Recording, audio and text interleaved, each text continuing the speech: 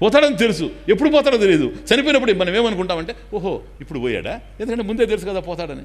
అట్లా కాకుండా గగ్గులు పెడుతున్నామంటే ఓయమా పోయా పోయా పోరే తమరుంటారా అని అడిగాడు అనుకోండి, వాడు లేచి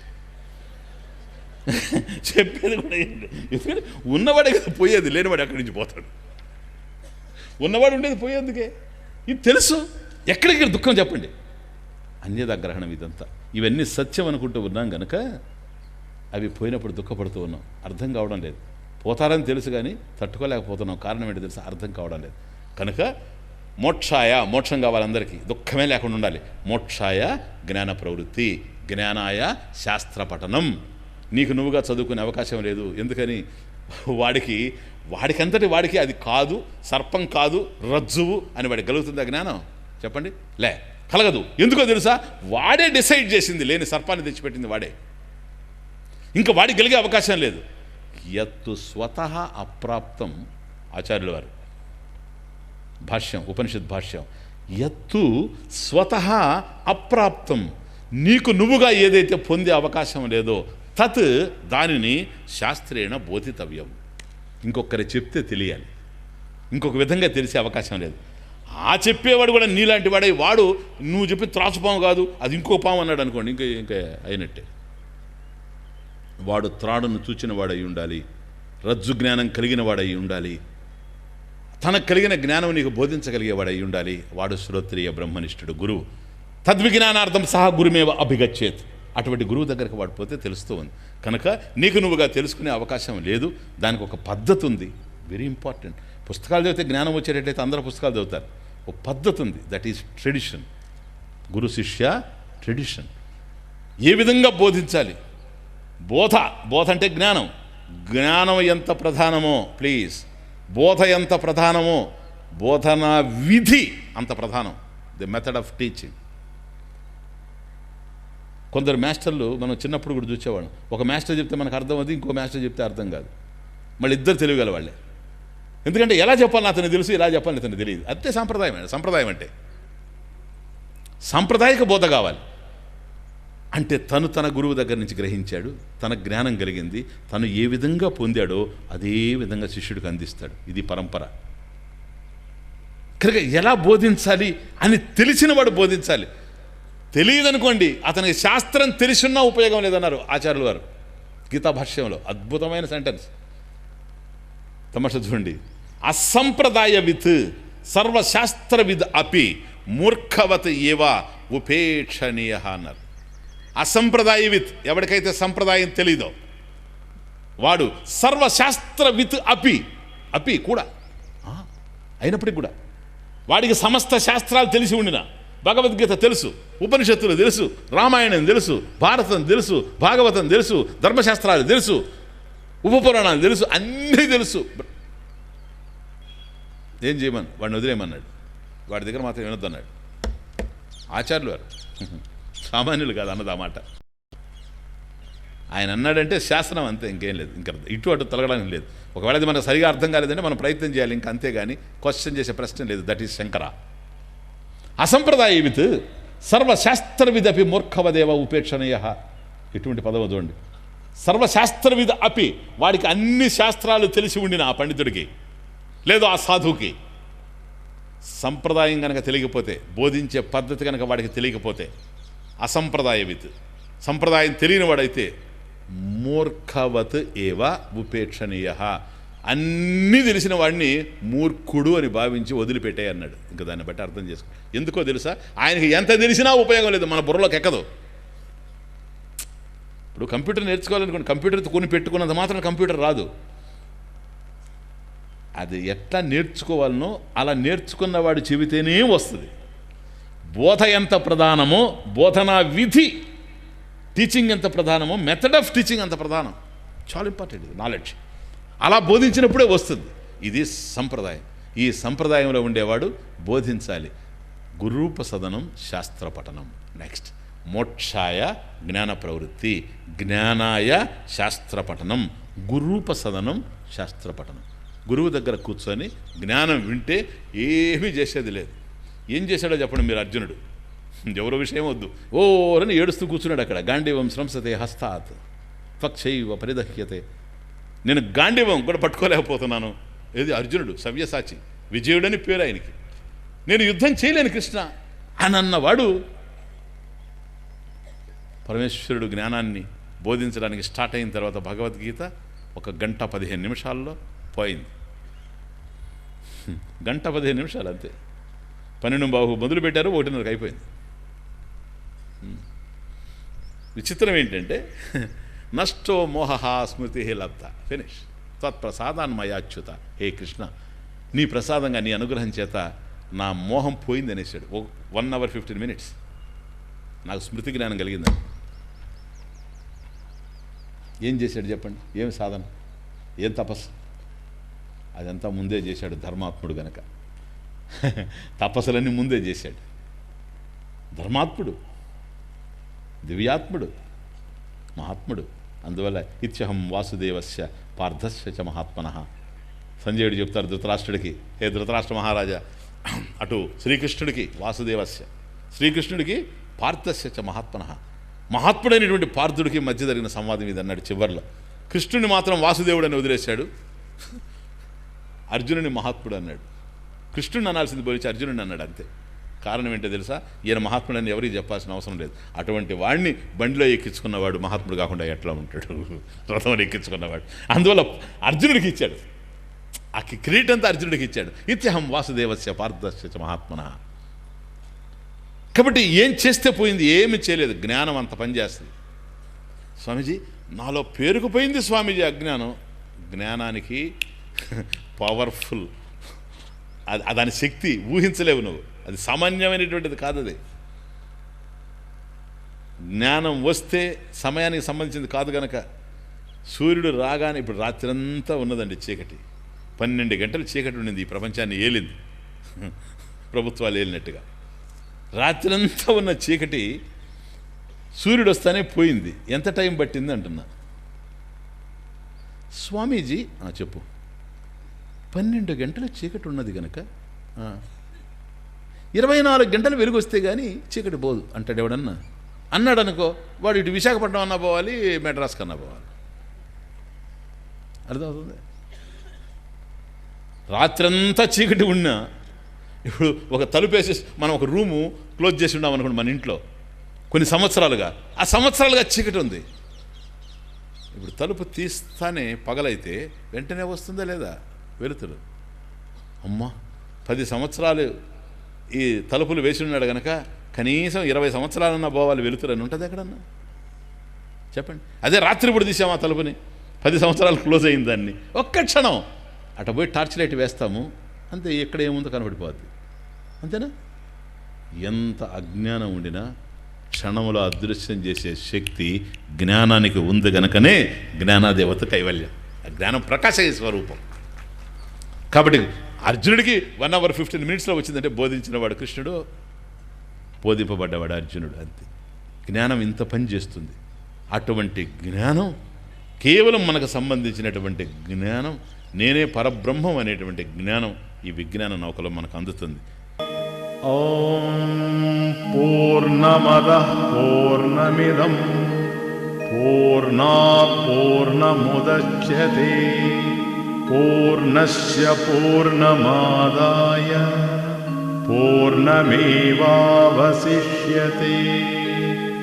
ఓం శాంతి శాంతి శాంతి.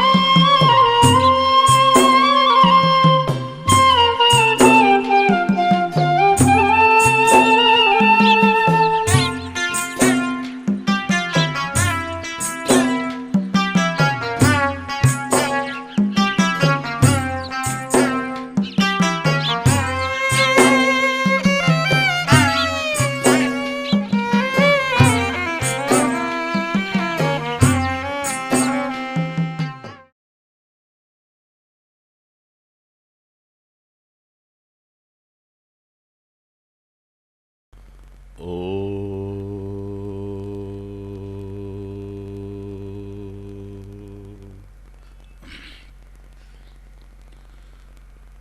ప్రాతస్మరామి హృది సంస్ఫురదాత్మతత్వం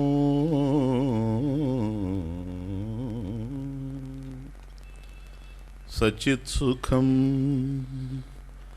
పరమహంసగతిం తురీయం యత్స్వప్నజాగరసుషుప్తమవైతి నిత్యం తద్బ్రహ్మ నిష్కళమహో న చ భూతసంఘః ఈశ్వరో గురురాత్మేతి మూర్తిభేదవిభాగినే వ్యోమవత్ వ్యాప్తదేహాయ దక్షిణామూర్తయే నమః. శృతిస్మృతిపురాణానాం ఆలయం కరుణాలయం నమామి భగవత్పాదం శంకరం లోకశంకరం. ఓ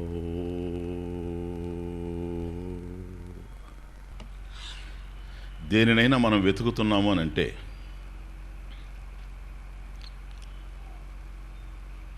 అది ఇప్పుడు లేకుండా ఉండాలి మన దగ్గర.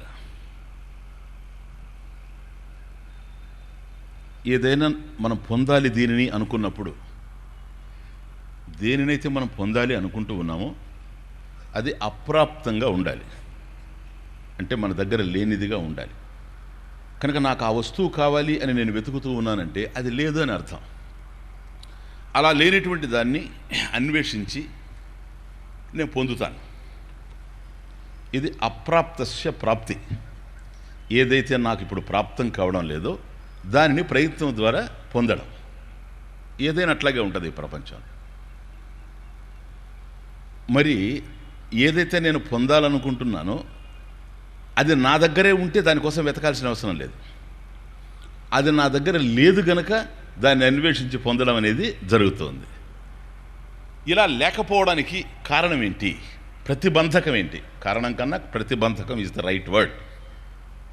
ఏదో ఒక ప్రతిబంధకం ఉంది, ఒక అబ్స్ట్రక్షన్ ఉంది. అది ఏంటి అని ఆలోచించినప్పుడు టైము, స్పేస్, దేశము, కాలం ఏదైనా కావచ్చు. ఆ లేనివేమిటి స్వామీజీ? ఏదైనా కావచ్చు. నువ్వు కావాలి అనుకునేటువంటిది, నువ్వు దేన్నైతే వెతుకుతూ ఉన్నావో అదే లేనిది. అది ఏదైనా కావచ్చు, మల్లెపూలు కావచ్చు, మామిడి పండు కావచ్చు.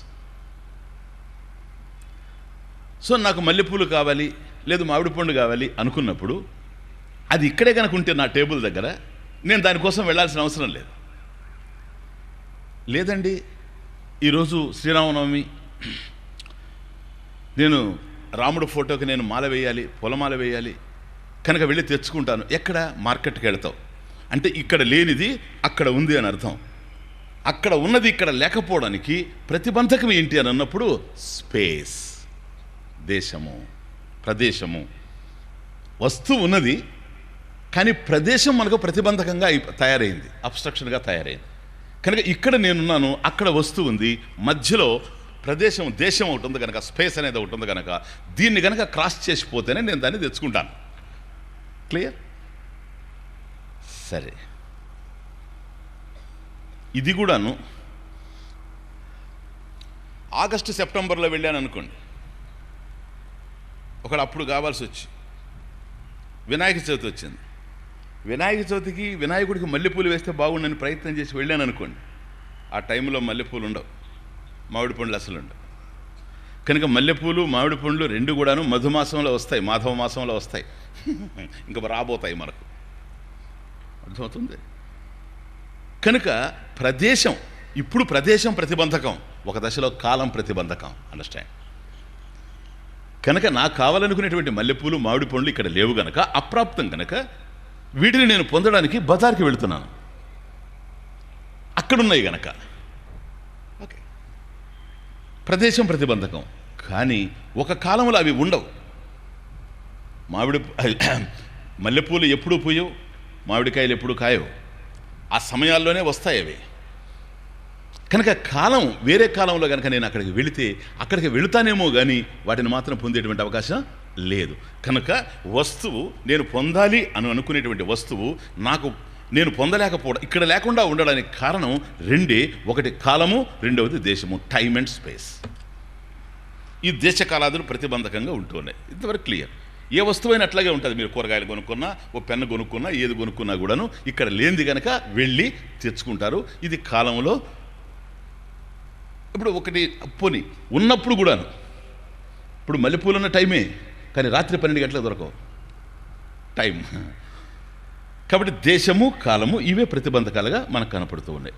అలా కాకుండా వస్తువు మన దగ్గరే ఉన్నప్పుడు, అది లేదు అని మనం అనుకున్నప్పుడు, దానికోసం ఎక్కడ వెతకాలి, ఏది ప్రతిబంధకం దానికి? స్వామీజీ, వస్తువు మన దగ్గరే ఉన్నప్పుడు లేదని ఎందుకు అనుకుంటాము? అందరి అనుభవంలో ఉంటుంది. కొంత డీప్గా రాసేటువంటి కవులకి, రచయితలకైతే ఇంకా బాగా తెలుస్తుంది. కొద్ది పరధ్యానం ఉండేవాళ్ళకి కూడా అర్థమవుతుంది. ఇప్పుడు మనం రాసుకుంటూ ఉంటాం ఏదన్నా, ఈ లోపల ఎవరో వస్తారు, అర్థమవుతుంది. సైట్ ఉంటుంది, బయోఫోకల్, ఇలా చూసి రాసుకుంటూ ఉంటాడు. వాళ్ళు ఎవరో వస్తారు, ఇట్లా చూస్తాడు, అలా ఎత్తుతాడు పైకి. కళ్ళజోడు చూడండి తమాషా, కళ్ళజోడు ఇక్కడ పెట్టుకుంటారు, మాట్లాడుతూ ఉంటారు వాళ్ళతో. ఆ మాటల్లో పడిపోతారు. వాళ్ళు వెళ్ళిపోయిన తర్వాత కళ్ళజోడు ఏదైనా భార్యను రచ్చ చేస్తారు. అంత వెతుకుతాడు కళ్ళజోడు. ఎక్కడైనా వెతకనివ్వండి, అతనికి మాత్రం దొరికే ప్రశ్నే లేదు. మామిడి పండు దొరకచ్చు, మల్లెపూలు దొరకచ్చేమో, కానీ కళ్ళజోడు మాత్రం దొరికే ప్రశ్నే లేదు. ఎందుకని? పోలేదు వస్తువుకు ప్రతిబంధకం ఏంటో చూడండి. అక్కడ కాలం కాదు, దేశం కాదు. దేశం అనుకుంటూ ఉన్నాడు కనుక వస్తువు ఇక్కడే ఉన్నప్పుడు దీనికోసం నేను ప్రయత్నం చేశాననుకోండి, ప్రయత్నాలు పెరుగుతాయి, ఫలితాలు సిద్ధించలేదని నేను చెప్పడానికి కారణం అది. నువ్వు ఎక్కడ వెతుకుతూ ఉండినా, అన్వేషణ చేస్తూ పోతావేమో కానీ వస్తువు మాత్రం నీకు లభ్యం అయ్యేందుకు అవకాశం లేనే లేదు. ఎందుకంటే అది పోలేదు కనుక. మరి ఉన్న వస్తువు నా దగ్గర లేదు స్వామీజీ, అది అప్రాప్తమే, ఇది అప్రాప్తం కనపడుతుంది. తమాషాది, మల్లెపూలు లేవు, మామిడి పండ్లు లేవు, కళ్ళజోడు కూడా లేదు. మల్లెపూలు, మామిడి పండ్లు లేకపోవడానికి దేశము, కాలము ప్రతిబంధకం. కళ్ళజోడు లేకపోవడానికి కారణం అజ్ఞానం.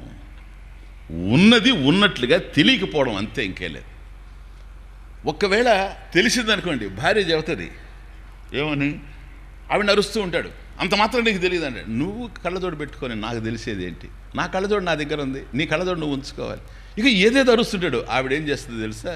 అద్దం తీసుకొచ్చి ముఖానికి చూపిస్తుంది. మళ్ళీ అద్దం ఏంటి అంటాడు, చూడవయ్యా. మళ్ళీ అక్కడ కూడా కోపం ఏంటి, చూడు.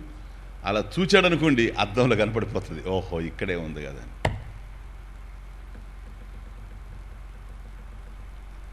ముకురే ముఖదర్శనవత్, ముకురే దర్పణే ముఖదర్శనవత్. అద్దంలో ముఖాన్ని చూసుకుంటాం, సరేనా? చూసుకున్నప్పుడు అర్థమవుతుంది, ఓహో ఇక్కడుందా పోయింది అనుకున్నానే అని. అప్పుడు వెంటనే ఏమంటాడో తెలుసా?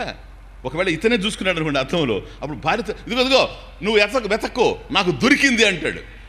ఇది ఎంత రాంగ్ వర్డ్. నాకు దొరికింది, నువ్వు ఇక వెతకాల్సిన అవసరం లేదు, నా కళ్ళజోడు నాకు దొరికిందిలే అంటాడు. దొరికింది ఎప్పుడయ్యా? పోతే కదా.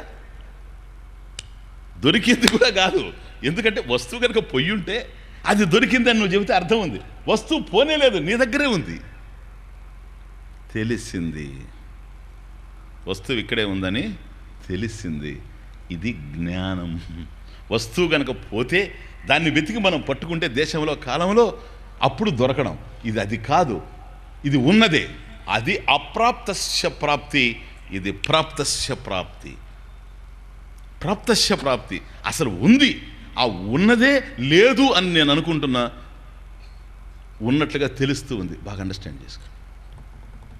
కాబట్టి ఉన్నది ఉన్నట్లుగా తెలియాలి, లేని దానిని పొందాలి. నిన్న స్టార్టింగ్ లేని దానిని పొందాలి, ఉన్నదానిని అర్థం చేసుకోవాలి, సరేనా? కాబట్టి బ్రహ్మ విషయంలో బ్రహ్మమును పొందడానికి ఎక్కడికి పోవాలి? ఎక్కడికన్నా పర్వాలేదు, ఎందుకని బ్రహ్మంలోనే పోవాలి. నువ్వు బ్రహ్మం కన్నా వేరుగా ఎక్కడికి పోలేవు. నువ్వు బద్రీనాథ్ వెళ్ళినా కూడా బ్రహ్మంలోనే పోవాలి, తిరుపతికి వెళ్ళినా కూడా బ్రహ్మంలోనే పోవాలి. ఎట్లా పోయినా బ్రహ్మంలోనే పోవాలి, ఎందుకని ఉన్నదంతా బ్రహ్మం ఒక్కటే, రెండో వస్తువు లేదు. కనుక బ్రహ్మమును తెలుసుకుంటే ఏం జరుగుతుంది? తమాషా చూడండి, బ్రహ్మమును తెలుసుకుంటే ఏం జరుగుతుంది? చాలా ఇంపార్టెంట్ పాయింట్. బోధలో ఇక్కడ జరుగుతూ ఉండేది, ఘోరమంతా ఇక్కడే జరుగుతూ ఉండేది. అందరూ ఉపన్యాసాలు చెబుతాం, నాయన ఇట్లా అట్లా అని. అంతా విన్న తర్వాత ఏం చేస్తాడంటే మనిషి, అయితే నేను భగవంతుడిని తెలుసుకోవడానికి ప్రయత్నం చేస్తాను, హే భగవాన్ అంటూ ఇటు చూస్తాడు. అంటే ఇక్కడ లేడని డిసైడ్ చేస్తాడు, కళ్ళజోడులాగే. అర్థమవుతుంది? కళ్ళజోడు ఇక్కడ ఉన్నప్పుడు ఇక్కడ లేదు అనుకుని నువ్వు ఎంత ప్రయత్నం చేసినా ఎలాగైతే పొందేందుకు అవకాశం లేదో, బ్రహ్మమును నేను పొందాలని ప్రయత్నం చేసేటువంటి వాడు ఇక్కడ లేడు అనుకోవడం వల్లనే ఇంకో చోట వెతకడానికి ప్రయత్నం చేస్తున్నాడు. వచ్చిన బాధ అది.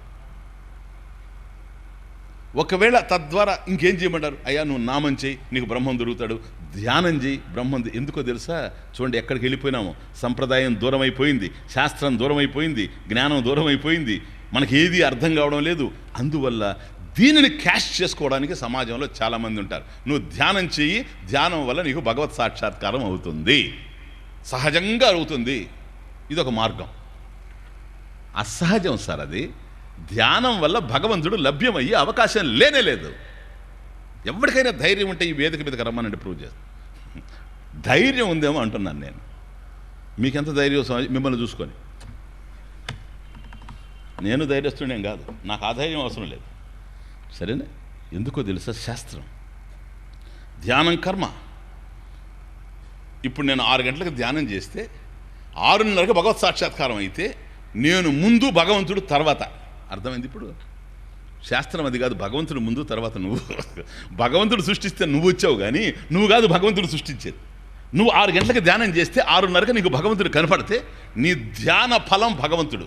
అండర్స్టాండ్? నీ ధ్యాన ఫలం భగవంతుడు, ధ్యానం కర్మ, భగవంతుడు కర్మ ఫలం అయిపోతాడు. ఫలం అశాశ్వతం, గతి నిరోధకం. ఫలం ఏదైనా నిష్ఫలమే. కర్మ మనం కాలంలో చేస్తాం, ఫలితం కాలంలో వస్తుంది. కాలంలో వచ్చినవి కాలంలో నశించిపోతాయి. భగవంతుడు కూడా నీ కాలంలో దొరికేటువంటి వాడు అయితే కాలంలో పోతాడు. భగవంతుడు లేడు అని నువ్వు అనుకున్నప్పుడు కూడా, అండర్స్టాండ్, భగవంతుడు లేడు అని నువ్వు అనుకున్నప్పుడు కూడాను మనసులో ఆ భగవంతుడు లేడు అనే ఆలోచన కదలడానికి ఆధారమైన వాడు భగవంతుడే. చైతన్య జ్యోతిష అవభాసితస్య మనసః మనన సామర్థ్యం. కేనోపనిషత్ భాష్యం ఆచార్యుల వారు. చైతన్య జ్యోతిష అవభాసితస్య మనసః మనన సామర్థ్యం. నీ మనసు ఆలోచిస్తూ ఉంది అంటే అలా ఆలోచన శక్తికి కారణమైనటువంటిది చైతన్యమే. శవాన్ని ఆలోచించమని చూద్దాం. కాబట్టి చైతన్యం ఉంటేనే, ఆ చైతన్యం పరమేశ్వరుడు, ఇంకోటి కాదు. చైతన్యం వినా కించన నాస్తి. కాబట్టి బ్రహ్మమును తెలుసుకోవడానికి చూశారు తమాషా, ఉన్నదే గనక బ్రహ్మం కేవలం జ్ఞాతవ్యం జ్ఞాతవ్యం జ్ఞాతవ్యం. ఇక్కడ దారి తప్పిపోయింది శాస్త్రం. ఇక్కడ ఇప్పుడు బోధలు కొంపలు ముంచుతున్నాయి. బోధించేవాడికి తెలియక, బోధింపబడేవాడికి అర్థం కాక ఎక్కడికో పోతున్నాం. ఏది చేయాల్సి వచ్చినా పూజ కానీ జపం కానీ ఇవన్నీ క్లియర్ అవుతాయి మీకు. విజ్ఞానం ఒక పవర్ఫుల్ సబ్జెక్ట్, అది చాలా అద్భుతమైనటువంటి వండర్ఫుల్ టాపిక్. ధ్యానం కానీ జపం కానీ పూజ కానీ సంకీర్తన కానీ మీరు ఏమేమి చేయాలనుకుంటామో మనం అవన్నీ ముందే చేసేయాలి. దేనికోసం చెప్తాడు? అంతఃకరణ శుద్ధి కోసం, చిత్తశుద్ధి కోసం. నువ్వు చిత్తశుద్ధి కలిగి, అంతఃకరణ శుద్ధి, అంతఃకరణ నైశ్చల్యం, 2 పదాలు. ఈ 2 కలిగి కనుక గురువు దగ్గర కూర్చుంటే ఏమీ లేదు చేసేది. నువ్వు అలా కూర్చొని ఉంటావు, బ్రహ్మం అయిపోతావు అంతే. ఎందుకో తెలుసా? ఉన్నదే కనుక తెలియజేస్తే పోయింది. ముకురే ముఖదర్శనవత్ శాస్త్రే ఆత్మదర్శనం. ఫినిష్. ఎందుకంటే ప్రమాణం శాస్త్రం, ప్రమాకరణం ప్రమాణం, జ్ఞానాన్ని ఇచ్చేటువంటిది ప్రమాణం. నీ ముఖం చూసుకోవడానికి ప్రమాణం కేవలం ముకురే, దర్పణం, అద్దం అంతే. అందుకంటే ఎందుకండి బాబు ఈ అన్ని గ్రంథాలు ఇవంతా లేనిపోని బాధ, మనం ఏదో నామం చేసుకుంటాం, ఈ స్వామీజీతో పెట్టుకుంటే పెద్ద బాధ, లేనిపోని లాజిక్, ఎందుకు వచ్చిన తలనొప్పి ఇదంతా, ఆ శాస్త్రం అంతా ఎందుకండి అంటాడు. అరే శాస్త్రం చదివితే ఏమొస్తుంది అంటాడు. అద్దం చూస్తే ఏమొస్తుంది? శాస్త్రం చూస్తే అదే వస్తుంది. అద్దం చూసినప్పుడు అద్దాన్ని కాదు నువ్వు చూసేది, కానీ అంటాడు మనిషి తమాషగా, ఉండండి వస్తాను, నేను అద్దం చూసుకొని వస్తాను అంటాడు. అద్దాన్ని కాదు చూసేది ఆయన, అద్దంలో ముఖాన్ని చూసేది. శాస్త్రాన్ని కాదు సార్ చూసేది, శాస్త్రంలో నా స్వరూపాన్ని చూసేది. శాస్త్రం అంటే చిన్న విషయం కాదు అది. శాస్త్రం తెలియని వాడికి చిన్న విషయంగా ఉండొచ్చు. శాస్త్ర హృదయం వంట పట్టిందంటే భగవత్ సాక్షాత్కారం అయిపోయిందని అర్థం, ఇంకేం లేదు. ఇంక తర్వాత చేయగలిగిందంటే ఏమీ లేదు, కృతకృత్యుడిగా మిగిలిపోతాడు ఈ ప్రపంచంలో. కనుక ప్లీజ్, ఉన్నదే గనక ఉన్నదానికి సంబంధించిన జ్ఞానం కలగాలి సిదేశ్. కాబట్టి బ్రహ్మమును తెలుసుకోవాలి, బ్రహ్మమును అనుభూతిని పొందాలి. ఏమీ లేదు, ఉన్నదే బ్రహ్మం. బ్రహ్మం గనక లేనిదైతే మామిడి పండులాగా లేదా మల్లెపూలులాగా కాలము దేశం వస్తుంది. లేదు, బ్రహ్మం ఉండడం వల్లే దేశకాలాదులు కూడా కదులుతున్నాయి. దేశకాలాదులకు ఆధారమైనటువంటి వాడు కూడా బ్రహ్మమే. అండర్స్టాండ్? కాబట్టి నిన్న చెప్పాను మీకు, బ్రహ్మముని తెలుసుకొని కూడా ఉపయోగం లేదు. ఎందుకని? నీకన్నా వేరుగా తెలుసుకుంటావు గనక నీవే బ్రహ్మము అని తెలియాలి. అహం అస్మి, నేనున్నాను తెలుసు. ఇప్పుడు ఆ మధ్యలోకి ఏదో రావాలి, అది మహావాక్యం అయిపోతుంది. అహం అస్మి అందరికీ తెలుసు, దేవుడు లేడనే వాడికి కూడా తెలుసు అహం అస్మి నేనున్నానని. ఇక్కడికి మధ్యలోకి బ్రహ్మ, అహం బ్రహ్మ అస్మి, అహం బ్రహ్మాస్మి. కాబట్టి ఆ బ్రహ్మము ఎవరో అది నేనే అయ్యున్నా. నువ్వెట్లా అవుతావయ్యా? ఉండేది ఆయన ఒక్కడే అయినప్పుడు నేను ఎక్కడ వేరుగా ఉంటానయ్యా? జ్ఞానం లేకపోవచ్చు నాకు, ఆ జ్ఞానం గురువిస్తాడు. అవుతుందా ఇప్పుడు? కాబట్టి కేవలం బ్రహ్మమును తెలుసుకోవడం కాదు, ఆత్మైక్య జ్ఞానం వినా మోక్ష న సిద్ధ్యతి. ఆత్మే పరమాత్మ అనేటువంటి జ్ఞానం లేకపోతే మోక్షం అనేది లేనే లేదు. కొందరు చెప్తూ ఉంటారు, మనమే చక్కెరగా మారిపోతే ఏం ఉపయోగం, మనం చీమలాగా ఉండి చక్కెరను చప్పరించాలి కనుక. ఇది వినడానికి చాలా బాగుంటుంది, దాన్ని చప్పరించి ఉమ్మేయచ్చు ఈ మాటని. అర్థమవుతుంది? వినడానికి ఎంత బాగుందో చూడండి. ఏమయ్యా, మనమే చక్కెర అయిపోతే ఏం బాగుంటుంది, మనం చీమలాగా ఉండి చక్కెరని ఇది, మనమే బ్రహ్మ అయిపోతే ఏముండదు, మనం ఇలా ఉండి బ్రహ్మని క్యా బాత్ హాయ్. ఎక్కడిది సార్ ఇది? ఇది ఎక్కడిది శాస్త్రం? అసలు వాళ్ళకి ఒక మాట కూడా తెలియదు. ఆ ఉపమానం ఇచ్చే వాళ్ళకి, వాళ్ళు ఎవరో మీకు తెలుసు, నేను చెప్పని అవసరం లే. ఆ ఉపమానం ఇచ్చే వాళ్ళకి ఒక విషయం తెలియదు. ఏంటో తెలుసా? చక్కెర నిజమే, చక్కెర జడము, నువ్వు చైతన్యం. అందువల్ల చక్కెరను నువ్వు చప్పరిస్తున్నావు. బ్రహ్మమును కూడా అట్లా నువ్వు తెలుసుకుంటే బ్రహ్మం జడమని నీ ఉద్దేశమా? బ్రహ్మము జడమైతే అసలు నీకు ఎందుకయ్యా బ్రహ్మం? అది కూడా అర్థం కాకపోతే ఏం చేస్తాం? సరే ఏం చేస్తాం చెప్పు? పోనీ వద్దు, ఇది వద్దు, అద్వైతం వద్దు, నీకు గిట్టదు గనక ఇంకేం చేయమంటావు చెప్పు? ఈశ్వర ధ్యానం చేస్తాం, కమాన్ చేస్తాం. ఎక్కడ పోదాం? కైలాసం పోదాం. అదే. ఇంకేం చేస్తాం చెప్పు? విష్ణు ధ్యానం చేస్తాం. ఎక్కడ పోదాం? వైకుంఠం పోదాం. అదే. వైకుంఠానికి పోవాలనుకునే నువ్వు కూడా ఇక్కడ ఉండడం ఇష్టం లేదు కదా నీకు? చెప్పు. కైలాసం పోవాలనుకునేవాడికి కూడా ఇక్కడ ఉండడం ఇష్టం లేదు కదా? కైలాసం పోవాలనుకుంటున్నావు కదా, వైకుంఠం పోవాలనుకుంటున్నావు కదా, అంతే. అక్కడికి పోతే ఏమవుతావు? ఇక్కడ ఉంటే ఏమైంది? లే, అక్కడికి పోయి ఆయనతో ఐక్యం కావాలని కదా. అదే కదా ఇది. అక్కడికి పోయి ఐక్యం కావడం కన్నా ఇక్కడ అయితే పోలే. ఇది ఎందుక మళ్ళీ దేశం కాలం? ఇది అర్థం కాని వ్యవహారం. శాస్త్రం అర్థం కానప్పుడు ఇంకంత మనసంతా ఇట్లాగే ఉంటుంది. శాస్త్రం అర్థమైతే సూటిగా నిజ విచారణం, రైట్ ఎంక్వైరీ క్లియర్గా ఉంటుంది. కన్ఫ్యూజన్ ఉన్నప్పుడు ఈ బాధలన్నీ కూడా వస్తాయి. కనుక బ్రహ్మము ఉన్నదే, ఉన్నదాన్ని తెలుసుకోవడమే క్లియర్. బ్రహ్మ అభిన్నత్వ విజ్ఞానం భవ మోక్షస్య కారణం. ఆచార్యుల వారు క్లియర్. బ్రహ్మ అభిన్నత్వ విజ్ఞానం, బ్రహ్మాభిన్నత్వ విజ్ఞానం, బ్రహ్మ అభిన్నత్వ విజ్ఞానం, బ్రహ్మము కన్నా నేను వేరు కాను అనేటువంటి జ్ఞానం ఏదైతే ఉందో అది భవ మోక్షస్య కారణం. మోక్షానికి అదే కారణం. అది వచ్చిందంటే మోక్షం వచ్చిందని అర్థం. బ్రహ్మము కన్నా వేరుగా రెండవ వస్తువు ఉంటే ఇది దాన్ని పరిమితం చేస్తుంది, అది దీన్ని పరిమితం చేస్తుంది, రెండు నశించిపోతాయి. క్లియర్. కాబట్టి ఏమి చేయాలి స్వామీజీ? ఏం చేయాల్సిన అవసరం లేదు సార్. గురువు దగ్గర కూర్చొని వినాలి. బ్రహ్మం ఉన్నదే గనక ఉన్నది ఏదైనా ఒకటి ఉంటే దానికి సంబంధించిన జ్ఞానం కూడా ఉందని అర్థం. కంప్యూటర్ ఉంటే కంప్యూటర్కి సంబంధించిన జ్ఞానం ఉందని అర్థం. ఒకవేళ జ్ఞానం లేకపోతే అప్పుడేముంది? ఉంది. ఏముందో తెలుసా? అజ్ఞానం ఉంది. అది విషయం. ఒక వస్తువుకు సంబంధించిన జ్ఞానం లేనప్పుడు ఆ వస్తువుకు సంబంధించిన అజ్ఞానం ఉంది. మనకు జ్ఞానం లేనంత మాత్రాన వస్తువు లేకుండా పోలేదు. ఘటః అస్తి, కుండ ఉంది. అది తెలియని వాడు ఉన్నాడు అనుకోండి, అబ్బాయి కుండ తీసుకొని అన్నాడు అనుకోండి, తెలుగు తెలియని వాడు ఉన్నాడు అనుకోండి, ఇక్కడ వాడు చూస్తూ ఉంటాడు. ఎట్లా కుండ అంటే ఏంటో వాడికి తెలియదు కనుక, భాష లేని దోషం ఏదో ఒకటి కావచ్చు. కుండ తెలియనప్పుడు ఘటః అస్తి, అదిగో కుండ ఉంది, కానీ వాడు ఎందుకు తీసుకురమ్మంటే తీసుకురాలేదు తెలుసా? ఆ జ్ఞానం లేదు. కాబట్టి వాడికి ఏముంది? జ్ఞానం లేదు, కానీ వాడికి ఒకటి ఉంది.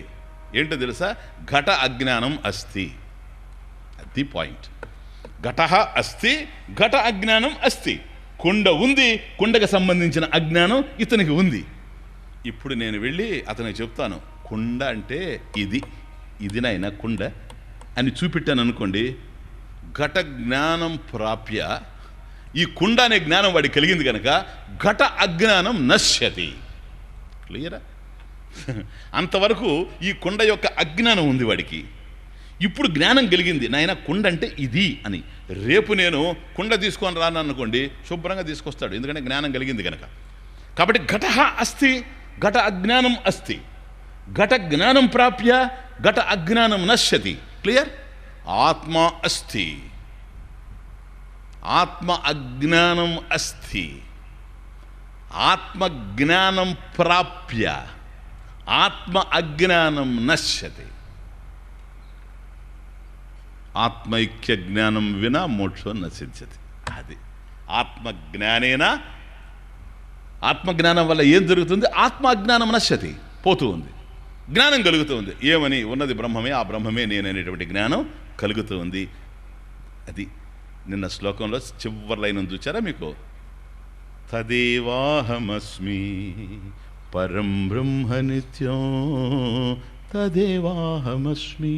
అది పరం బ్రహ్మ నిత్యం. నిత్యం పరం బ్రహ్మ, తత్ పరం బ్రహ్మ నిత్యం, తత్ నిత్యం పరం బ్రహ్మ అహమేవ అస్మి. తదేవ అస్మి, నేను అదే అయ్యున్నాను, నేను అదే అయ్యున్నాను, నేను అదే అయ్యున్నాను. ఏ బ్రహ్మమైతే సర్వాంతర్యామిగా ఉందో, ఏదైతే ఈ సృష్టికి కారణంగా ఉన్నదో, రెండు లేకుండా ఏకమై ఏకమేవా అద్వితీయం బ్రహ్మని ఏదైతే దివ్యంగా ప్రకాశిస్తూ ఉందో, అది అస్తి భాతి ప్రియంగా, అది నేనే అయ్యున్నాను. తదేవాహమస్మి. తపో యజ్ఞదానాదిభి శుద్ధ బుద్ధి. ఫస్ట్ శ్లోక. తపో యజ్ఞదానాదిభి శుద్ధ బుద్ధి విరక్తో నృపాదౌ పదే తుచ్చ బుద్ధ్యా పరిత్యజ్య సర్వం యదాప్నోతి తత్వం పరం బ్రహ్మ నిత్యం తదేవాహమస్మి. తదేవాహమస్మి పరం బ్రహ్మ నిత్యం, తదేవాహమస్మి పరం బ్రహ్మ నిత్యం, తదేవాహమస్మి, తదేవాహమస్మి, తదేవాహమస్మి. ఇట్లా బ్రహ్మమయ్యేది. ఫస్ట్ శ్లోకం. తపస్ తపో యజ్ఞ దానాదిభి. మంగళాచరణం, మంగళాచరణం. తపస్ తపో బ్రహ్మేతి ఉపనిషత్. తపస్సు అంటే బ్రహ్మస్వరూపం, కాంతి లేదు, అన్నీ బ్రహ్మమే. కానీ ఇక్కడ మంగళకరమైనటువంటి పరిస్థితి. అందువల్ల తపో యజ్ఞ దానాదిభి శుద్ధ బుద్ధి. తపస్సు అనేటువంటి పదంతో ప్రారంభించడంలోనే మంగళాచరణం ప్రారంభమైపోయిందని అర్థం. నిర్విఘ్న పరిసమాప్తి కామః మంగళం ఆచరేత్. ఏదైనా ఒక గ్రంథాన్ని ఆరంభించే ముందు మంగళాచరణం జరగాలి, పరమేశ్వరుని యొక్క అనుగ్రహం కోసం. అదే జరుగుతూ ఉంది. ఈ ఉపన్యాసం ప్రారంభించే ముందు ఓం అంటూ ఉన్నాం, మంగళాచరణం. గ్రంథారంభంలో ఓం, అట్లాగే గ్రంథారంభంలో తపః. అద్భుతంగా ప్రారంభం చేశారు ఆచార్యులు వారు. తపో యజ్ఞ దానాదిభి. తపస్సు, యజ్ఞము, దానము, ఈ మూడిటి వల్ల శుద్ధ బుద్ధి. తపో యజ్ఞ దానాదిభి శుద్ధ బుద్ధి. మన మనసు శుద్ధి పడితే, చిత్తశుద్ధి జరిగితే. చాలా పెద్ద పదం ఇది, చిత్తశుద్ధి అనేది ఇంత ఉంది. కానీ తమాషా ఏంటంటే అందరూ అంటారు ప్రభుత్వానికి చిత్తశుద్ధి ఉండాలి. అది విని విని చస్తున్నాం మీడియాలో. చిత్తశుద్ధి అనేది దానికి అర్థమే తెలియదు. చిత్తశుద్ధి అనేది అంత తేలికైన మాట. అది ప్రభుత్వానికి సంబంధించింది కాదు, అది ఆధ్యాత్మికంగానే సంబంధించింది. అది ప్రభుత్వంలో చిత్తశుద్ధి ఉండేందుకే అవకాశం ఉంది. చిత్తశుద్ధి ఉంటే అది ప్రభుత్వం కాదు. తపో యజ్ఞ దానాదిభి శుద్ధ బుద్ధి. తపస్సు, యజ్ఞము, దానం ఈ మూడిటి వల్ల బుద్ధి శుద్ధిపడి విరక్తో నృపాదౌ పదే తుచ్చ బుద్ధ. నృపాదౌ పదే మంత్రి పదవులు ఏవైతే ఉన్నాయో, ముఖ్యమంత్రి పదవులు ఏవైతే ఉన్నాయో, ప్రధానమంత్రి పదవులు ఏవైతే ఉన్నాయో, ఇంకా ఏ పదవులు ఉన్నాయో ఊడిపోయేటివి, వాటన్నిటి మీద ఏ మమకారం అయితే ఉందో విరక్తౌ, వాటి మీద విరక్తి కలిగి ఉండడం. నృపాదౌ పదే. కాబట్టి సార్వభౌమాధిపత్యం, కాబట్టి నేను ప్రభువుగా ఉండాలి. ఆ రోజుల్లో ప్రభువులు, ఈ రోజుల్లో పరిపాలించే వాళ్ళంతా ప్రభువులే, ప్రభుత్వం కలిగిన వాళ్ళంతా ప్రభువులే. నృపాదౌ పదే, ఆ పదవుల విషయంలో తుచ్చ బుద్ధ్యా, వాటిని చాలా అల్పంగా స్వల్పంగా భావించి విరక్తి కలిగి ఉండేటువంటి వాడు, వైరాగ్యం కలిగి ఉండేటువంటి వాడు. విగత రాగ విరాగస్య భావ వైరాగ్యం. దాంట్లో రాగం లేకుండా ఉండడం, అనురాగం లేకుండా ఉండడం, ఆసక్తి లేకుండా ఉండడం. ఎందుకని? దేనికవి? దేనికి? నిన్ననే చూచాం రాత్రే. కిం నో రాజ్యన గోవింద కిం భోగై జీవితేనవా. అర్జునుడు వేశాడు చూసారా క్వశ్చన్. హే గోవింద, కిం రాజ్యన, ఈ రాజ్యం వల్ల ఏం ఉపయోగం? ఎందుకని? అసలు సమస్య అలాగే ఉంటుంది కనుక తృప్త భవిష్యామి అనేది. వీటి వల్ల ఆనందాన్ని పొందే అవకాశం లేదు. ఇవి ఆనందాన్ని ఇస్తాయి అనుకున్నప్పుడు 10 మంది గుర్తించాలి. నీ ఆనందం 10 మంది మీద ఆధారపడి ఉంటే ఎప్పుడు సుఖపడలేవు ఈ ప్రపంచంలో. ఎందుకని? వాళ్ళ మనసులు మారుతూ ఉంటాయి, నీ ఆనందం పోతూ ఉంటుంది. ఈరోజు మనల్ని మంచి అనేవాళ్ళు రేపు మంచి అనరు, ఈరోజు గౌరవించేవాళ్ళు రేపు గౌరవించరు. పదవిలో ఉండేటప్పుడు మనకు సన్మానాలు చేసిన వ్యక్తులు పదవి పోతే ఫోన్ చేస్తే లేడు అని చెప్పిస్తారు. అది పదవి ఉన్నప్పుడు తెలుసుకుంటే మంచిది. ఏదైనా అంతే ఈ ప్రపంచాలు. కాబట్టి ఇటువంటి వాటి విషయంలో మనిషి సుఖపడలేడు. నృపాదౌ పదే తుచ్చ బుద్ధ్యా విరక్త. చూచారా? తపో యజ్ఞ దానాదిభి శుద్ధ బుద్ధి. మనసుని ఇలా శుద్ధి చేసుకొని, ఇదిగో ఈ ఆడంబరాలు ఆర్భాటాలు ఏవైతే ఉన్నాయో ప్రపంచంలో, ఒక క్షణాన్ని వెలిగి మరొక క్షణంలో ఆగిపోయేటువంటి అజ్ఞాన మనోహర దృశ్యాలు ఏవైతే ఉన్నాయో, విషయాలు ఉన్నాయో, వాటి నుంచి విరక్త, సంపూర్ణంగా విడిపడినటువంటి వాడు. ఎందుకని? బ్రహ్మమే ఒక్కటే కావాలి, అనంతమైనటువంటి వస్తువే కావాలి. ఈ అల్పాలు స్వల్పాలు నాకు అవసరం లేదు. అదంతా ఇంట్రడక్షన్లో చూచాం ఈ 2 రోజులు. పరిత్యజ్య సర్వం, ఆ విరక్తి భావంతో సర్వం పరిత్యజ్య.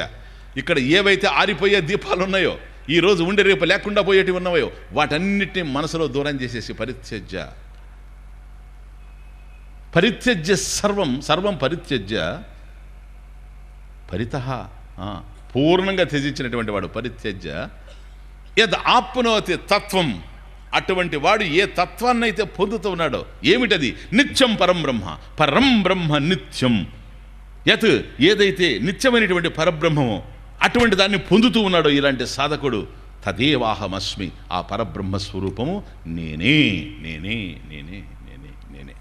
తపో యజ్ఞ దానాదిభి శుద్ధ బుద్ధి. ఇది చూడండి తమాషా.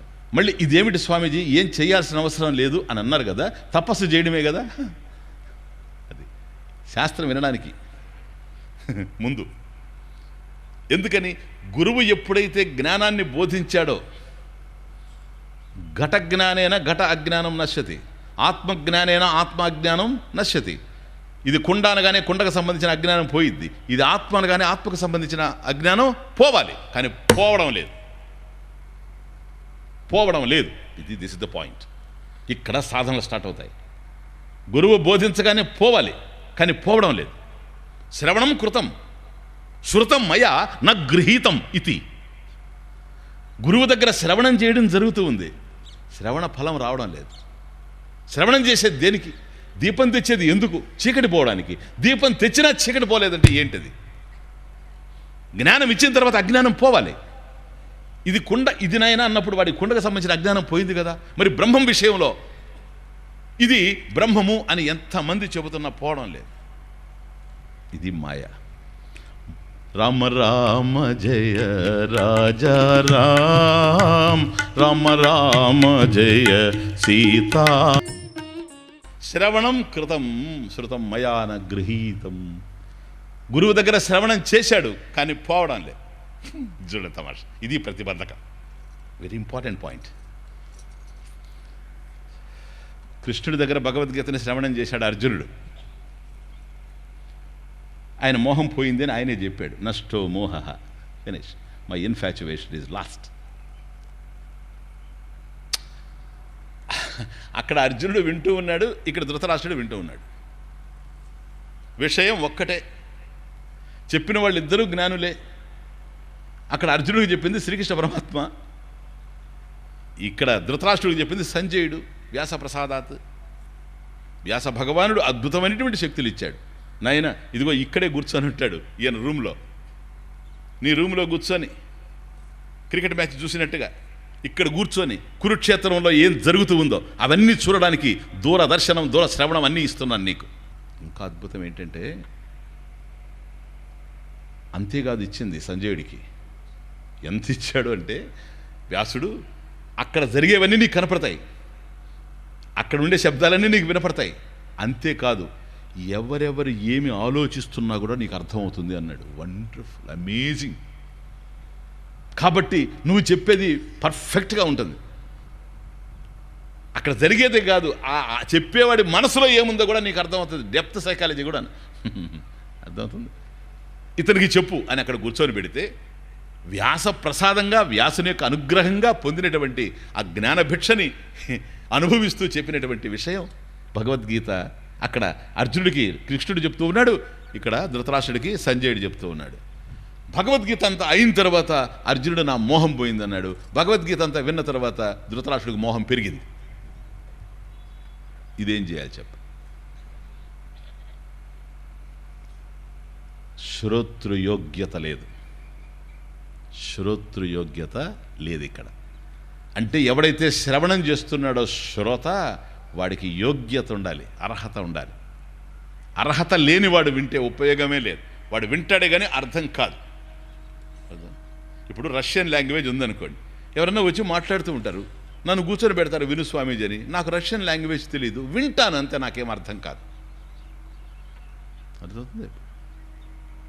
సేమ్ గురువు ఎంత గొప్పవాడైనా వినేటువంటి శ్రోత, శిష్యుడు ఎవరైతే ఉన్నాడో వాడు గనక అర్హుడు కాకపోతే, అందుకనే శిష్య శిక్షణ యోగ్యుడు శిష్యుడు.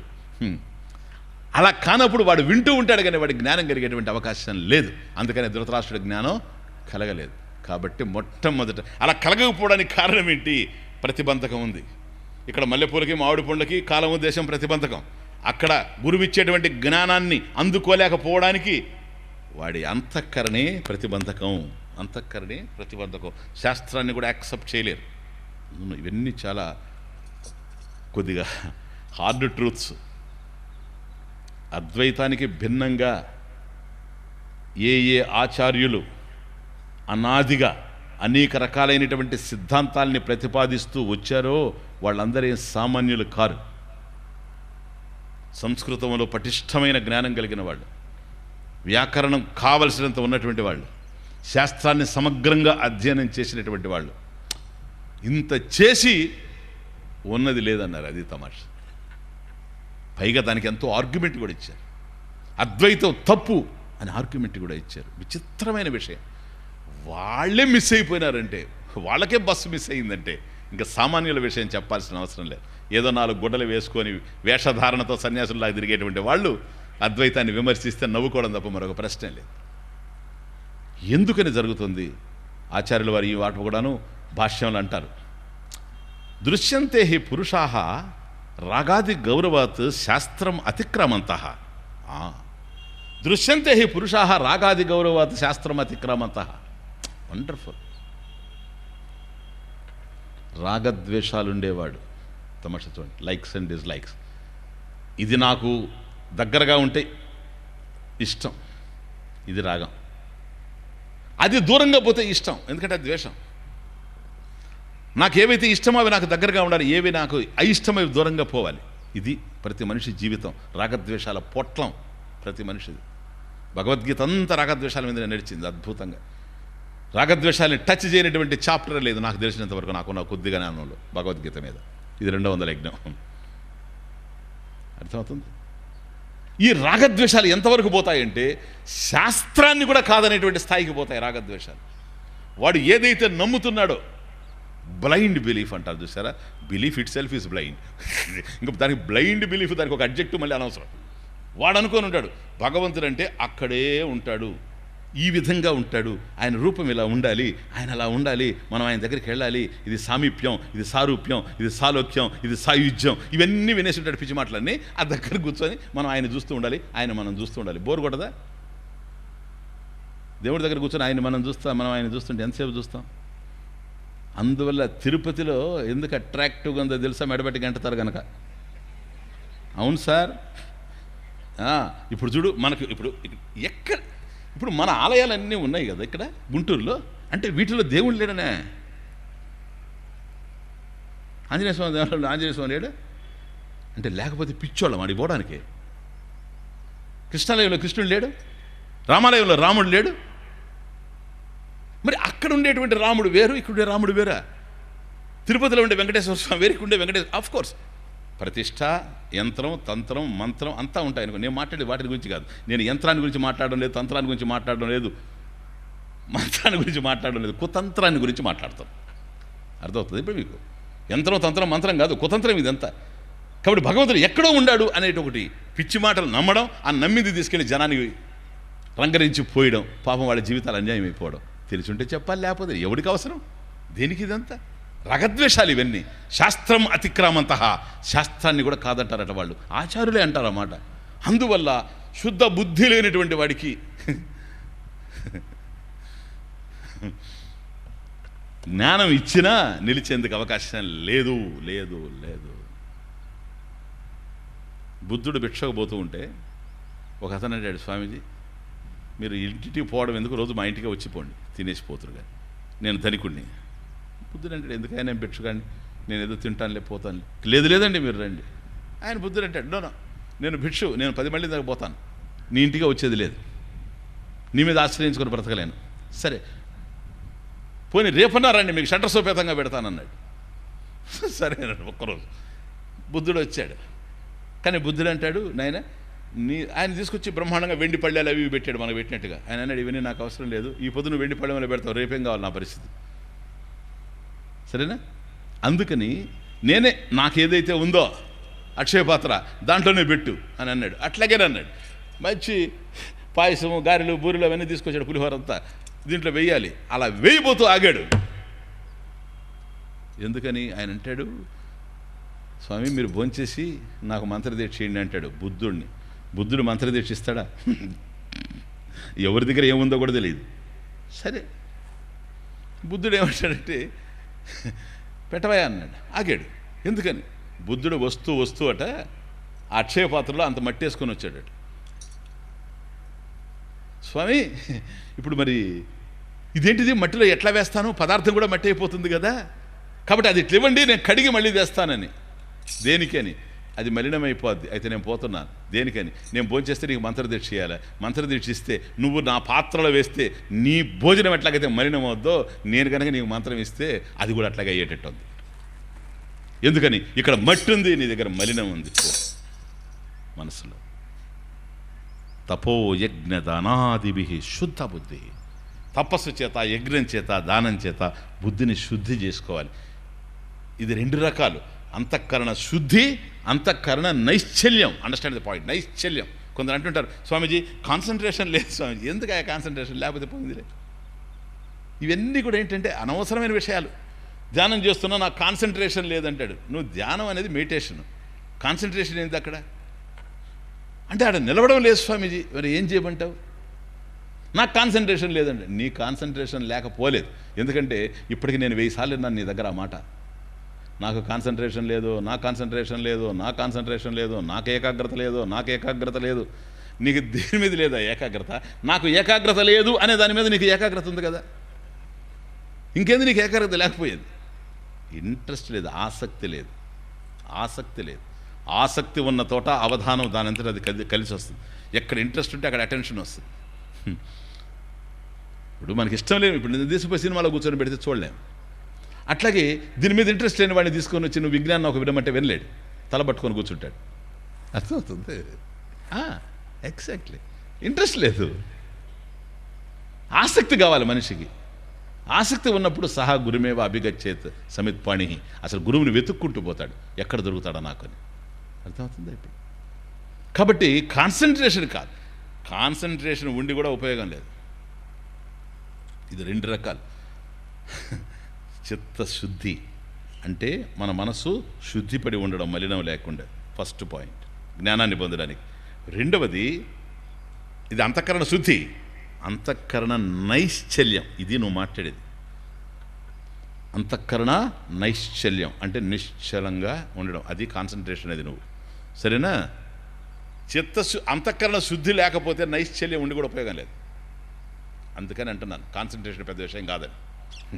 ఆసక్తి ఉన్న చోట కాన్సన్ట్రేషన్ వస్తుంది. ఈ వార్డులో ఎన్ని ఓట్లున్నాయో చెప్తాడు నిలబడ్డవాడు, ఏ ఇంట్లో ఎన్నెన్ని ఓట్లున్నాయో చెప్తాడు, వాళ్ళ పేర్లు చెబుతాడు, అన్నీ చెబుతాడు. కాన్సన్ట్రేషన్ లేక కాదు, ధ్యానం దగ్గర లేదంటాడు. అది తమాషా. ఎలక్షన్ నిలబెట్టండి వాడిని. ఎవడైతే ధ్యానం చేయడంలో లేదంటాడో వాడిని ఎలక్షన్లో నిలబెడితే మొత్తం ఓటర్ లిస్ట్ అంతా తల్లోనే పెట్టుకుంటాడు. అంత కాన్సన్ట్రేషన్ ఉంటుంది. ఆసక్తి ప్రధానం. నైశ్చల్యం ఉన్నంత మాత్రాన చిత్తశుద్ధి ఉండాల్సిన అవసరం లేదు. అదేంటి స్వామీజీ? చిత్తశుద్ధి ఇంపార్టెంట్, చిత్త నైశ్చల్యం కూడా కావాలి. కర్మోపాసనాదేహే, వేదంలో క్లియర్. కర్మయోగం వల్ల చిత్తశుద్ధి, ఉపాసన వల్ల చిత్త నైశ్చల్యం. ఇవన్నీ క్లియర్గా తెలిసి ఉండాలి. ఇప్పుడు మీరు తపస్సు చేసినా, ధ్యానం చేసినా, జపం చేసినా, పూజ చేసినా అక్కడ నైశ్చల్యం. అక్కడ అంత మాత్రం చేత చిత్తశుద్ధి వస్తుందని చెప్పడానికి లేదు. ఇక్కడ కూడా పప్పులో కాలేస్తుంటాం. పూజ చేసినంత మాత్రాన చిత్తశుద్ధి వస్తుందనడానికి లేదు, చిత్త నైశ్చల్యం రావచ్చు. See the point. ఎందుకని? ఎంత తపస్సు చేశాడు, తపశబ్దం వస్తుంది కనుక మాట్లాడుతున్నా. రావణాసుడు ఎంత తపస్సు చేశాడు,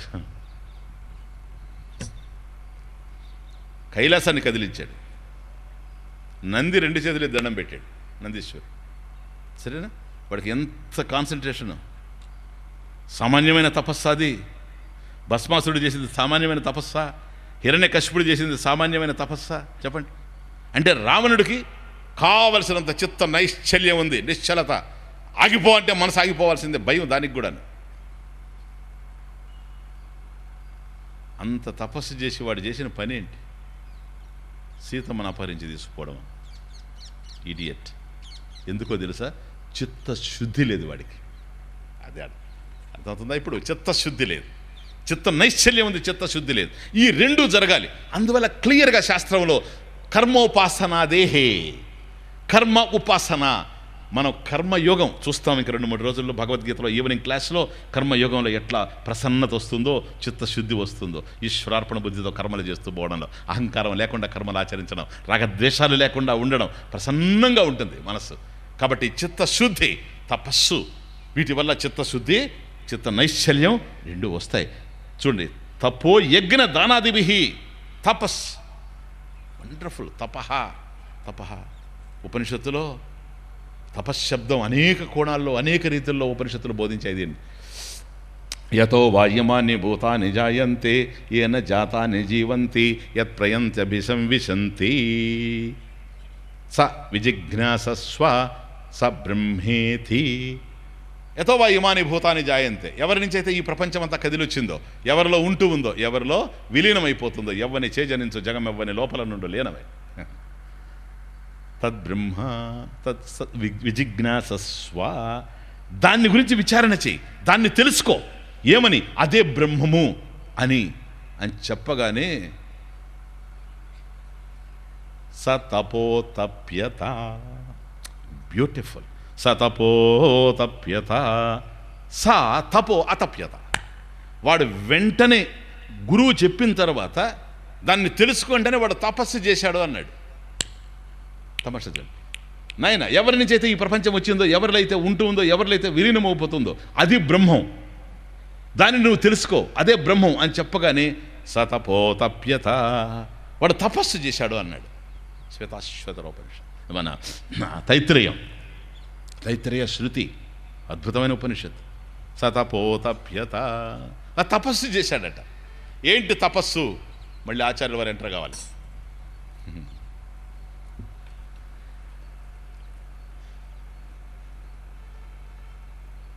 మనస్సు, ఇంద్రియాలు ఏకాగ్రంగా ఉండడం, ఏకాగ్రతతో ఉండడం ఏదైతే ఉందో అది తపస్సు అని అక్కడ డెఫినేషన్ ఇచ్చారు.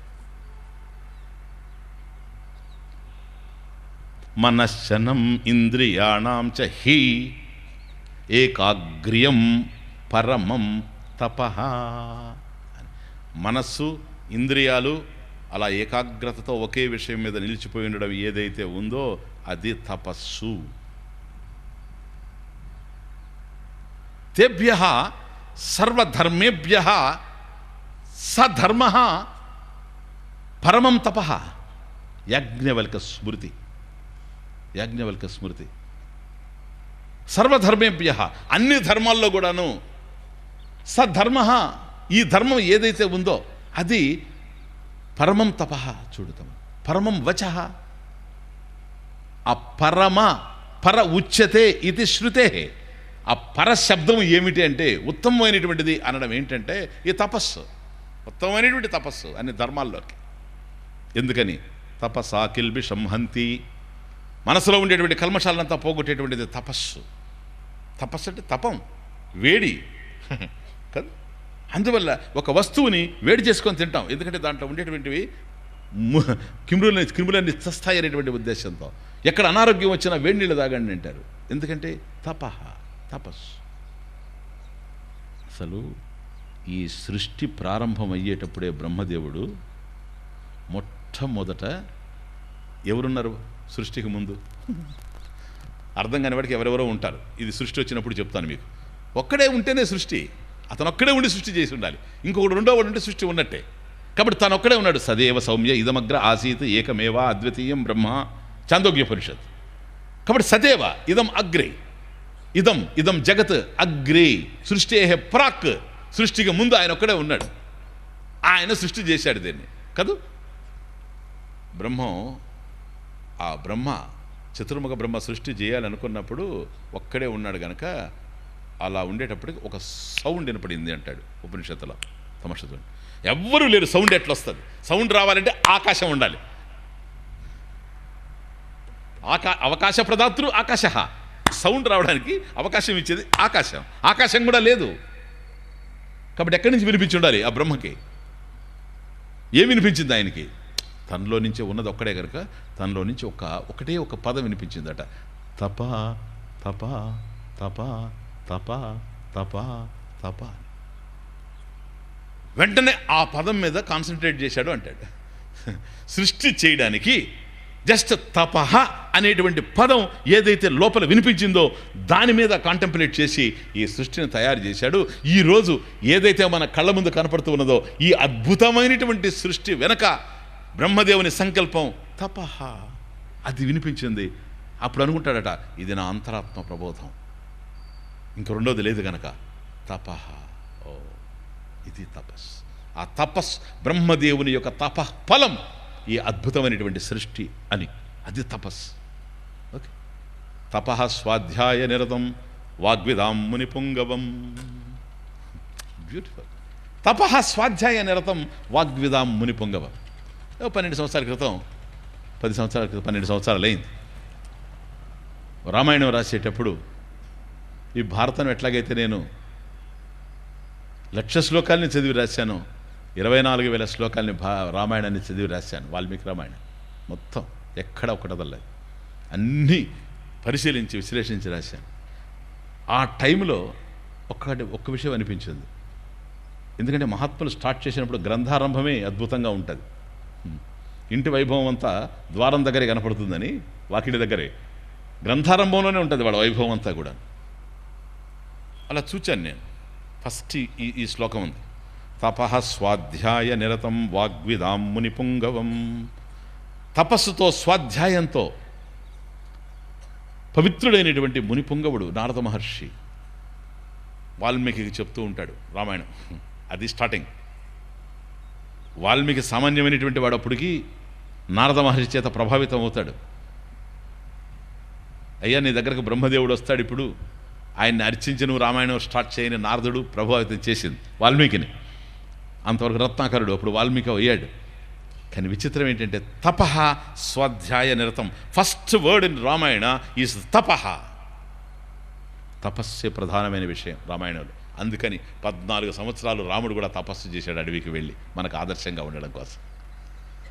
కోర్స్ రామాయణం తపః అనేటువంటి పదంతో ప్రారంభం అవుతా ఉంది, ఎట్లా కంక్లూడ్ అవుతా ఉందని మళ్ళీ చూచాను. అట్లా ఏ విధంగా కంక్లూడ్ చేశాడు? ఈ పదంతో ప్రారంభం చేశాడు వాల్మీకి, ఆదికవి. ఏ వర్డ్తో కంక్లూడ్ చేశాడంటే ప్రవర్ధతాం అంటూ కంక్లూడ్ అయిపోయింది రామాయణం. తపః ఫస్ట్ వర్డ్, ప్రవర్ధతాం లాస్ట్ వర్డ్. తపః ప్రవర్ధతాం, తపస్సు వర్ధిల్లుగాక, వృద్ధి చెందుగాక అని. ఎందుకని ఈ తపస్సు వల్ల ప్రతి మనిషి హృదయం అంతఃకరణ శుద్ధిపడిపోతూ ఉంది కనుక, అలా శుద్ధిపడినటువంటి వాళ్ళకి జ్ఞానం కలుగుతూ ఉంది కనుక తపః. ఇది దేనికి? ఇది అంతఃకరణ నైశ్చల్యం. యజ్ఞ దానాదివిహి, యజ్ఞము దానం. కాబట్టి నువ్వు చెయ్యవలసింది తపస్సు, నువ్వు ఇవ్వవలసింది దానం. తమస్సు చూడు, అది చేసేది తపస్సు, ఇది ఇచ్చేది. దాతవ్యం ఇది దానం, ఇతరులకు ఇచ్చేటువంటిది దానం. దీని మధ్యలో యజ్ఞం. కాబట్టి ఈ ప్రపంచంలో ఏది మనకున్నా మంది కాదు. ఇవన్నీ ఈవినింగ్ క్లాసెస్లో చూస్తాం. కర్మయోగం వచ్చినప్పుడు ఏదున్నా కూడాను ఏం తీసుకొని రాలేదు. తల్లి గర్భంలో నుంచి కెవ్వుమని కేకేసి ఈ ప్రపంచానికి వచ్చామే కానీ మూటలు మూటలు ఎత్తుకొని రాలేదు ఈ ప్రపంచానికి ఎవరు. ఆక్సిజన్ కూడా ఇక్కడే ఉంది, సిలిండర్లతో మనం రాలేదు తల్లి గర్భంలో నుంచి. అండర్స్టాండ్? అన్ని పరమేశ్వరుడే ఇచ్చాడు. ఇదంతా పరమేశ్వరుని యొక్క సృష్టి. ఈ అద్భుతమైనటువంటి సృష్టిలో, ఈ ప్రపంచంలో కొంతకాలం మాత్రమే ఉండి వెళ్ళిపోవడానికి వచ్చినటువంటి వాళ్ళం. షార్ట్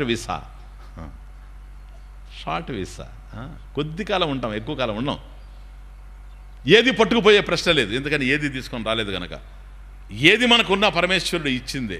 ఇచ్చిన దాన్ని ఇచ్చిన వాడిని దృష్టిలో పెట్టుకొని ఇతరులకు ఇవ్వడమే జీవితం, అంతే, ఇంకే లేదు. కాదనుకున్నా పుచ్చుకుంటారు, అదొక తమాషా చూడండి. ఇప్పుడు ఒకవేళ నా దగ్గర డబ్బు ఉందయ్యా, ఇన్ని మూటలు, ఆ మూటలు ఇచ్చిపోవాల్సిందే. పోయినప్పుడు ఎవడన్నా ఎత్తుకుపోతాడా? మూటలు కాదు, అంత మట్టి కనుక ఎత్తుకోపోయి ఉంటే ఇప్పటివరకు పోయిన వాళ్ళంతా పోతా పిడికిన మట్టి కనుక. అందుకని వాడు ఎత్తుకుపోడు కనుక మనం వేస్తాం పిడికిన మట్టి. ఇది కూడా నువ్వు ఎత్తుకుపోలేకపోతున్నావు, ఇది కూడా నేనే ఇస్తున్నానని. చూసారో లేదో మీరు? అవన్నీ జాగ్రత్తగా చూడాలి. గుంటలో మనిషిని పెట్టి పూడ్చేటప్పుడు అంత మట్టి వేస్తారు. ఎందుకో తెలుసా? ఇది కూడా నువ్వు ఎత్తుకుపోలేవు నాయన అని. అది ఆయనకి చెప్పడం కాదు, ఈయన తెలుసుకోవాలి. ఎందుకని? ఆయనకి విధియా, నాకు తదియా. ఇప్పుడు ఆయనది విధియా, నాకు తదియా. ఇప్పుడు ఆయన పోతా ఉన్నాడు, రేపు నేను కదా. ఇప్పుడు ఆయనకి వేసాను, వెనక్కి తిరిగి చూసుకోవచ్చు, వీళ్ళు రేపు నాకేస్తారని. అంతే. కాబట్టి కనీసం వెళ్ళినటువంటి వాడు ఒక్కొక్క అంత పిడికడ మట్టి కనుక ఎత్తుకొని పోయి ఉంటే ఇప్పుడు మనకు మట్టి కూడా దొరికేది కాదు. చంద్రమండలంలో నుంచి ఇంపోర్ట్ చేసుకోవాలి మట్టిని. ఎందుకని? అడుగులేదు మట్టే కనుక. దాన్ని కూడా కొంటున్నారట. అది ఇటీవల విన్నాను, అది కూడా అక్కడ కూడా కొంటున్నారట భూములు, ఔటర్ రింగ్ రోడ్డు. అర్థమవుతుంది? విచిత్రం ప్రపంచం. దునియా బడా విస్తార హై. ఏం చేస్తాం? అందువల్ల అంతా ఇవ్వదగిందే. ఇప్పుడు అన్నీ ఇస్తావు, ఎవరెవరికి ఏమి ఇస్తావు అనేది ఏమి విషయం. పిల్లవాడు ఉన్నాడు, వాడికి ఆస్తి ఇచ్చిపోతాం. 2 పిల్లలు ఉన్నారు, 2కి ఇస్తాం ఆస్తులు, అందులో ఒకడికి ఎక్కువ ఇస్తాం. ఇది రాగద్వేషాలు అని వాడికి చెప్తాం, వీడికి ఇద్దని. వాడికి డౌట్, వాడికి కూడా అట్లాగే చెప్పాడేమోనని. అందుకని వీడు ప్రేమించడు, వాడు ప్రేమించడు. వచ్చి అప్పుడు చివర్లు అంటాడు, మీ ఆశ్రమంలో ఉంటానని. అర్థమవుతుంది ఇప్పుడు. This is life. అర్థమవుతుంది? ఏం చేయాలి చెప్పండి? కనుక ఉన్న ఆస్తి పిల్లలకి ఇస్తే దీన్ని ఎవరికి ఇవ్వాలి? ఇది కూడా ఉంది కదా, ఉన్నదంతా ఇచ్చేది, ఇది కూడా ఇవ్వాలి. కాబట్టి వాళ్ళకి అది ఇచ్చిన తర్వాత కుక్కలకి, నక్కలకి, వాటికి, వీటికి ఇది ఇచ్చేసి పోవడం. దాతవ్యం ఇది దానం. దానం చేయనోడు ఎవరు సార్ ఈ ప్రపంచంలో? దానం చేయనోడు ఎవరు? కర్ణుడు, గిర్ణుడు. ఏం కర్ణుడు? అందరం కర్ణుడమే, అందరం కర్ణులు. తెలిసి చేస్తే కర్ణుడు, తెలియజేస్తే మనం తెలియని కర్ణులం. ఒక సాధువు కనపడితే పాపం ఒక వ్యాపారస్తుడిని సాష్టాంగ నమస్కారం చేశాడట. ఎందుకయ్యా నాకు నమస్కారం చేసావు? వీధుల్లో పడ్డావు, అనవసరంగా మట్టి అయింది, తెల్లటి చొక్క, దేనికి ఇది పని చేసావు? ఏం లేదు స్వామి, మీరు మహాత్యాగులు కనుక మీకు నమస్కారం. ఎవరు చెప్పారు నీకు నేను త్యాగానని? కషాయం వేసుకొని ఉండారు కదా. ఓరి నీ దుంపదగా, కషాయం వేసుకుంటే త్యాగము, కద్దరు వేసుకుంటే త్యాగము, ఇదే పదే. గుట్టలకు సంబంధించిందట ఇది, పోనీ అన్నావు అనుకో. ఏంటి మీరు అన్నీ వదిలొచ్చారు స్వామీజీ, సర్వసంగ పరిత్యాగులు కనుక, అంతా త్యాగం చేసి వచ్చారు కనుక. ఆ సాధు విచిత్రమైన వాడు ఉన్నాడు. అతను వెనక్కి వచ్చి వీడికి సాష్టాంగ నమస్కారం చేశాడు. ఇతను ఇదేంటయ్యా, నువ్వు త్యాగం చేసావు కనుక నీకు నమస్కారం చేస్తావు, నువ్వు నాకెందుకు నమస్కారం చేస్తాను? నాయన నాదేమి త్యాగం నాయన, కొద్ది కొద్దిగా చేశాను త్యాగం, నువ్వు అట్లా కాదు ఒకేసారి చేసిపోతావు. ఎందుకంటే లోపివి ఎవ్వడికి ఒక పైసా ఇవ్వవు, లాస్ట్లో పోయేటప్పుడు ఒకేసారి ఇస్తావు అంతా, నేను అప్పుడప్పుడు ఇస్తా. అర్థమవుతుందా? కాబట్టి నీకు మించిన త్యాగి నేను కాదు అని నీకే సార్థం. అప్పుడు అనుకున్నట్టు ఎవరే వీళ్ళతో ఇది ప్రాబ్లం ఈ సన్యాసులతో. ఓకే, కాబట్టి దేహాన్ని కూడా వదిలిపెట్టి పోవాల్సిందే. ఇది రేపు మట్టిలో కలుస్తుంది, లవణాలుగా తయారవుతుంది, ఎరువుగా తయారవుతుంది, మళ్ళీ అక్కడి నుంచి మొక్కలు వస్తాయి, చెట్లు వస్తాయి. ఎందుకని? ఇదంతా రుణం. ఎన్ని వంకాయలు తిన్నామో ఆలోచించుకోండి, ఎన్ని బెండకాయలు తిన్నామో ఆలోచించుకోండి, ఎన్ని చపాతీలు. చెత్త వేస్తూ ఉంటే దిబ్బ పెరిగినట్టుగా చపాతీలు వేస్తూ ఉంటే దేహం పెరిగింది. ఓకే, మరి ఇంత తిన్న తర్వాత రెసిప్రికేషన్ ఏంటి? మళ్ళీ తిరిగి ప్రతిఫలం ఏంటి? ఈ దేహాన్ని దానికి ఇస్తే ఇదంతా దానివల్ల తయారైంది కనుక మళ్ళీ అదే భూమికి శక్తి వస్తూ ఉంటుంది. దాతవ్యం ఇది దానం. అదే ముందు తెలుసుకొని గనక ఈశ్వరార్పణ బుద్ధితో చేసుకుంటూ పోతే చిత్తశుద్ధి వస్తుంది, చిత్త నైర్మల్యం ఉంటుంది మనిషికి. కనుక తపో యజ్ఞ దానాదిభి, యజ్ఞ పరమేశ్వరుడు కోసం కానీ లేక సమాజం కోసం కానీ నీవు ఏది ఆశించకుండా, ప్రతిఫలాపేక్ష లేకుండా ఈశ్వరార్పణ బుద్ధితో చేసేటువంటిది యజ్ఞం. తపో యజ్ఞ దానాదిభి శుద్ధ బుద్ధి విరక్తో నృపాదౌ పదే తుచ్చ బుద్ధ్యా పరిత్యజ్య సర్వం. కాబట్టి ఇవన్నీ కూడాను తుచ్చము అనేటువంటి భావనతో వీటిని పరిత్యజ్య, వీటిని వదిలిన తరువాత యదాప్నోతి సర్వం యత్ నిత్యం బ్రహ్మ ఆప్నోతి.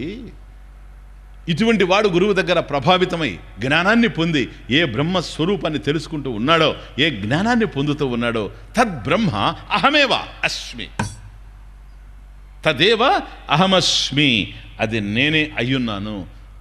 పరం బ్రహ్మ నిత్యం, నిత్యం పరం బ్రహ్మ, తత్పరం బ్రహ్మ నిత్యం, తత్ నిత్యం పరం బ్రహ్మ, అహమేవ అస్మి, నేనే అయ్యున్నాను. కనుక గురువు ఇంకా స్టార్ట్ కాలేదు. గురువు బోధించబోయే ముందు వస్తువు ఉన్నదే గనక, ఉన్న వస్తువుకి ఒక వస్తువు ఎప్పుడైతే ఉందో దానికి సంబంధించిన జ్ఞానం కూడా ఉంది గనక, జ్ఞానం కలిగితే ఆ వస్తువు ఏమిటో తెలిసిపోతుంది గనక బ్రహ్మం ఉన్నదే, బ్రహ్మం కన్నా రెండవ వస్తువు లేదు, అది ఉన్నట్లుగా నాకు తెలియడం లేదు. నాకు కావలసింది బ్రహ్మం కాదు, ఆత్మ కాదు. గురువు చెప్పిన తర్వాత ఆత్మ పుట్టదు సార్. గురువు బోధించిన తర్వాత ఆత్మ పుట్టుకొచ్చే ప్రశ్న లేదు, ఆత్మ జ్ఞానం పుడుతుంది. That is the point. ఆత్మ పుట్టదు, ఆత్మ ఉన్నదే. నాకు ఏమీ తెలియదు, భగవంతుడు అంటే ఏమిటి తెలియదు అని చెప్పేవాడు కూడాను వాడికి ఆధారమైంది ఆత్మే. అందువల్లనే మాట్లాడుతున్నాడు చైతన్యం వల్ల. దేర్ ఫోర్ ఆత్మ పుట్టదు, ఆత్మ జ్ఞానం పుడుతుంది. అంతకుముందు ఆత్మ అజ్ఞానం ఉంటుంది, ఆత్మ జ్ఞానం పుడితే ఆత్మ అజ్ఞానం పోతుంది. నువ్వు ఆత్మజ్ఞానివి. ఇప్పుడు ఆత్మజ్ఞానివి. చూచారా పదం? ఎవరికైతే ఆత్మకు సంబంధించిన జ్ఞానం ఉందో వాడు ఆత్మజ్ఞాని.